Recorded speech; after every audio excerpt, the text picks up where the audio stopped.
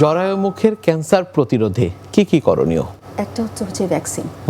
School going চিলড্রেনদের তো government দিচ্ছে, তাহলে অন্য যারা আছেন তারা যারা হচ্ছে 25 থেকে 45 বছর পর্যন্ত তারা সবাই কিন্তু ভ্যাকসিনের আওতাভুক্ত হতে পারে। তাদের জরায়ুর মুখে যে এইচপি ভাইরাস যেন আক্রমণ না করে তার জন্য তারা কিন্তু ভ্যাকসিন নিতে পারবে।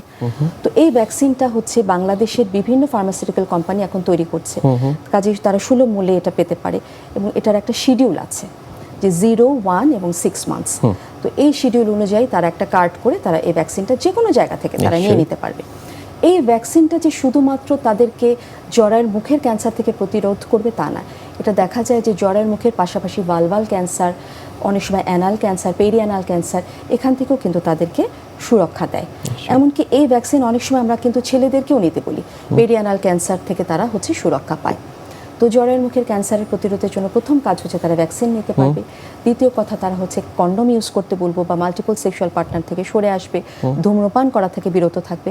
আর আরেকটি যেটা বললাম স্ক্রিনিং, আমাদের যেটা প্রথম স্ক্রিনিং যেটা হচ্ছে ভিলেজ লেভেল বা গ্রাস রুট লেভেলে, সেটা হচ্ছে ভায়া স্ক্রিনিং। ভায়া স্ক্রিনিং একটা খুব সহজ পদ্ধতি, visual inspection by acetic acid.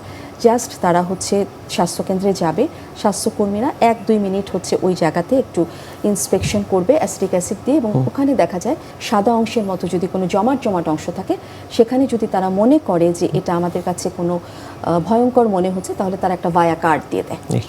Via card যদি নীল থাকে তার মানে সে হচ্ছে সুরক্ষিত, তার এখনও কোনো ইনফেকশনের সম্ভাবনা নেই। কিন্তু ভায়া কার্ড যদি গোলাপি আসে তাহলে কিন্তু তারা হচ্ছে পরবর্তী পর্যায়ে হয় প্যাপস করবে অথবা কল্পস্ফীতি থেকে এগিয়ে যাবে।